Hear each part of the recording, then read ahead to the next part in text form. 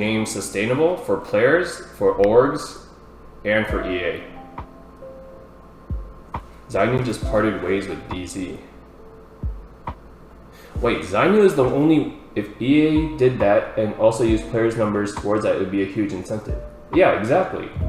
Like then it would it forces the players to... I mean, players should be doing this by... Pro players should be doing this by default, but it forces the players to grow their brands, and it forces the orgs to grow the game. They can't just be like, all right, let me sign player 1, 2, 3, and then just be done with it. Zainu just parted ways with DZ.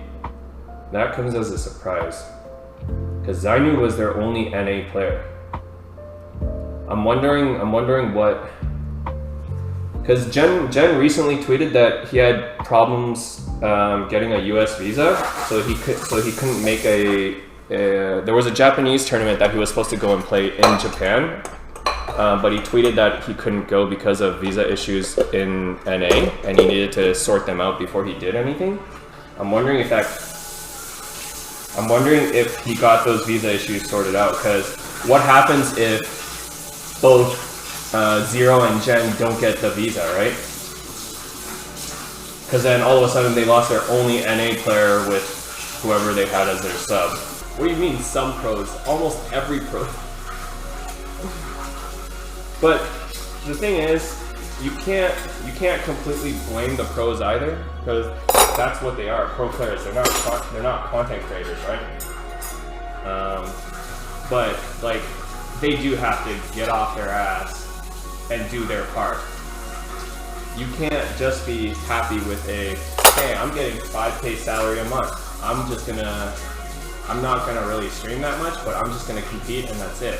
What are you gonna do if later down the line when you're not a pro, you're not gonna have any savings, you're not gonna have a single brand, because when you were good at the game, you let that chance go and you didn't do anything. You were complacent in being just a pro.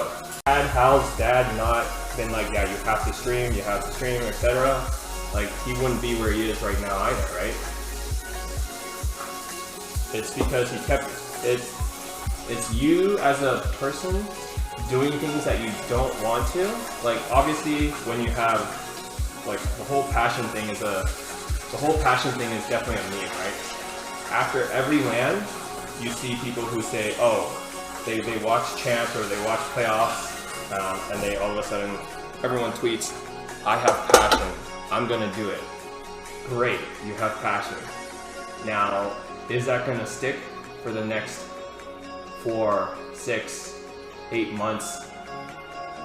Even, let's say, is that gonna stick even if you don't make Challenger Circuit, even if you don't make Pro League?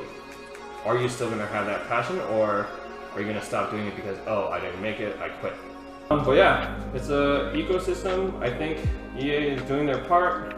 Now it's just up to the orgs and the players to do their part. Year 4, I have really good, as much as all the bad news and crap is going around, I have really high hopes for year 4. And then there are also some things that I do know that I can't talk about. But it's good news for everyone. It's good news for everyone. No, Comp Apex is not dying. I actually don't know what orgs are left, to be honest. Yes. Well, no, EA is finally listening to... EA, you are saying EA is finally listening? EA has been listening. EA has been doing their part, but EA is now realizing that maybe they should do a little bit more.